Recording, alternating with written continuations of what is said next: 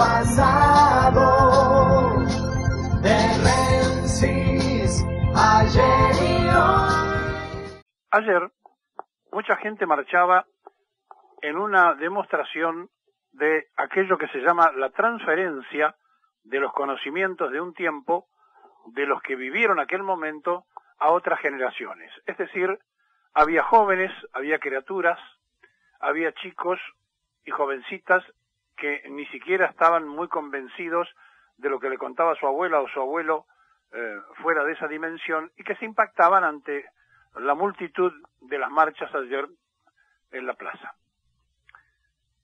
Pero de lo único que sabe el ser humano, de lo que podemos estar seguros cuando nacemos, es que nos vamos a morir. O sea, sabemos que nacemos y que nos morimos. Son las dos cosas ciertas que tiene el ser humano.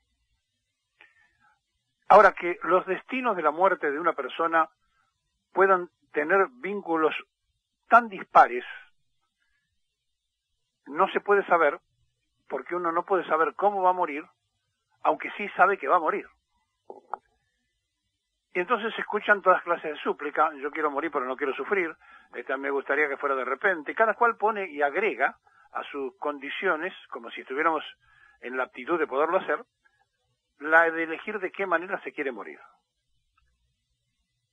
Y está después la parte del heroicismo, que es una parte quizá más espiritual que material, donde el ser humano produce gestos que los vinculan a sentimientos, a causa profunda, como morir por la patria, como creer que se está en una acción para defender la patria, de cualquiera de los lados, de un lado o del otro, y se muere entonces casi convencido que se está muriendo bien, que se está haciendo algo que es sublime.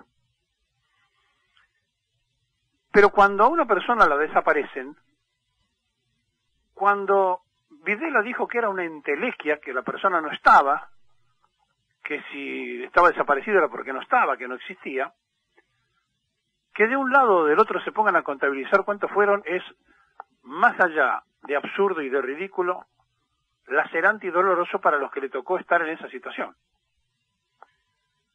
Pero me quiero ocupar hoy de un caso puntual. En 1977 desaparece Rodolfo Walsh. Rodolfo Walsh, en septiembre del 55, embanderó su casa por la caída de Perón, porque él, que pertenecía al nacionalismo de Lonardi, o sea, aquel nacionalismo antiperonista, estaba convencido de lo malo que había sido el gobierno de Perón, como tantos otros.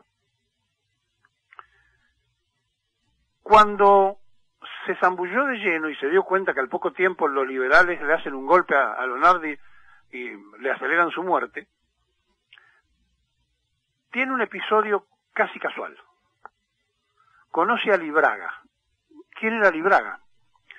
Libraga era uno de los fusilados de León Suárez, vecino de este periodista, que ni siquiera tenía nada que ver en la participación porque había ido a escuchar una pelea a la casa donde se lo llevaron, en la calle Hipólito Yrigoyen de Florida,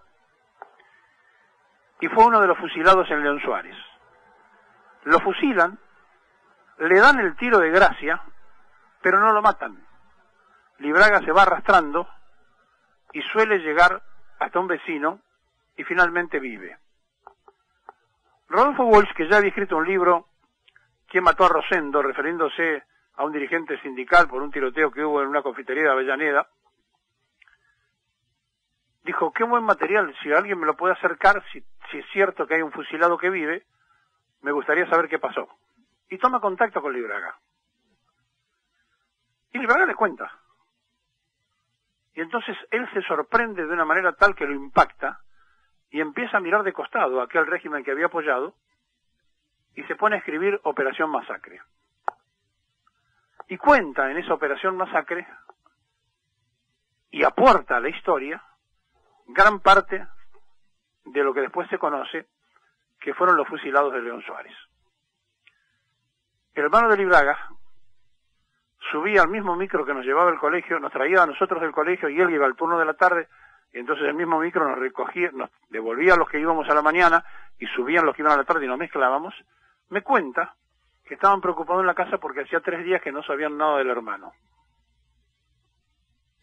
por supuesto, nunca imaginó él ni su familia que iba a estar escondido en algún lugar simplemente por haber ido a escuchar una pelea y haber estado en el momento que no correspondía, donde algunos conspiradores del levantamiento de Valle se estaban reuniendo. Y este hecho significó que se fuera a vivir a Estados Unidos. Y en Estados Unidos Libraga manejaba un camión. De pronto, una señora de color, corrida por su marido, sube al camión y le dice: protéjame que me quieren matar. Y el marido lo apuñala a Libraga, que se pone en el medio, y tampoco muere. Y vive el tiempo necesario como para contarnos a nosotros, desde Estados Unidos, en el programa de televisión que hacíamos, sus peripecias de la vida. Uno puede querer elegir cómo morir, pero no se sabe cómo va a morir. Y entonces, hoy, hay que recordar a Rodolfo Walsh, y lo podemos recordar como querramos, aquel que conspiraba contra Perón, o aquel que desapareció luchando por la vuelta de Perón. Lo podemos recordar como el escritor que hizo 2 libros, o lo podemos recordar como el jefe de la contrainteligencia Montonero, y vaya a saber qué cosas pasaron para que él desaparezca. Lo podemos creer en el análisis, poner de una forma o de otra. Pero ¿saben una cosa? Cada uno de nosotros no elige morir, pero se va a morir. Es de lo único que tenemos certeza. Y entonces, como nadie se va a llevar de este mundo los bienes materiales, el general Perón, en esa sabiduría, en ese contemplar de los griegos, de los romanos, de los cristianos, observó esa opción, que nadie se llevaba nada, y que el hombre valía entonces por ser hombre, y no por los bienes materiales que pudiera llegar a tener. Y crea esa doctrina tan sabia que dice que el hombre vale por ser hombre y se opone a los materialismos reinantes, el dialéctico del marxismo y el otro, el materialismo capitalista. Y crea una cosa diferente, una cosa nueva. Sin embargo, adentro de su movimiento tiraban para un lado o para el otro sin darse cuenta o haciéndolo adrede de que justamente él había creado otra cosa.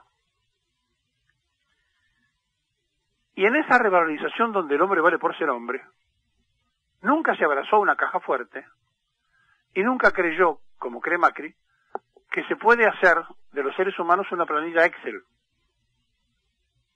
Por eso no tenía estos índices, que son lacerantes y muy dolorosos en la Argentina de este tiempo,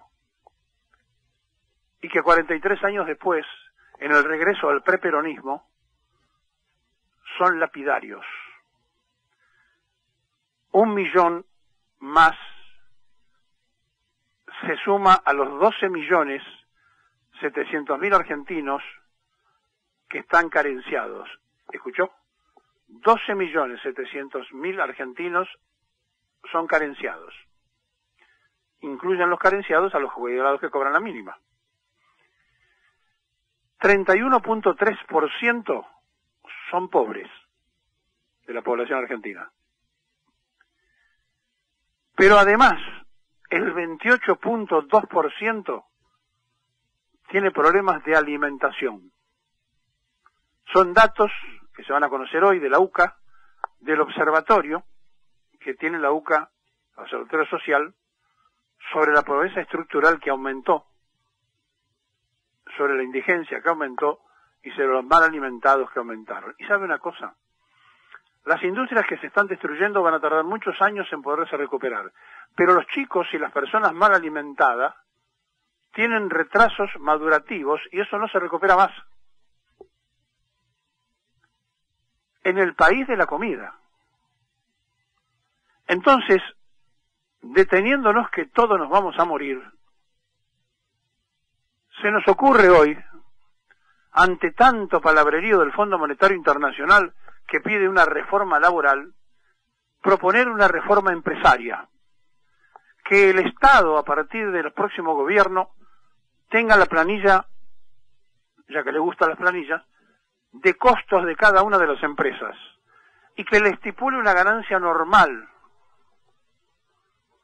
porque si no, cada vez que hablamos de reforma laboral y que lanzamos al mercado más pobres, nunca hablamos de reforma empresaria, de aquellos que se llevan en la especulación y dando menor calidad a las cosas, la gran diferencia.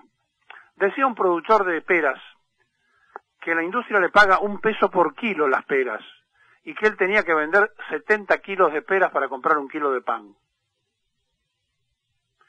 En esta Argentina desigual, en esta Argentina impropia, en esta Argentina donde todos nos vamos a morir, que no tenga duda nadie, hay políticos que creen que todavía pueden especular al vedetismo, que todavía pueden discutir si se ponen o no de acuerdo para una unidad, mientras hay un pueblo que está pasando hambre y una sociedad subalimentada en el país de la comida. Lo que nos está pasando es una vergüenza, pero nosotros somos partícipes necesarios porque no hacemos nada. Todos nos vamos a morir, incluso aquellos que en la angurria empresaria hacen que le falte a los que menos tienen, incluso aquellos que usando al Estado roban, sin darse cuenta que cada peso que roban están dejando un argentino que pase hambre o que se queda sin trabajo. No hagan más vedetismo político, no pierdan más tiempo, porque la sociedad que tiene hambre no tiene tiempo. El que pasa hambre no puede especular que se pongan de acuerdo los políticos, porque cada día que pasa es una opción menos de vida.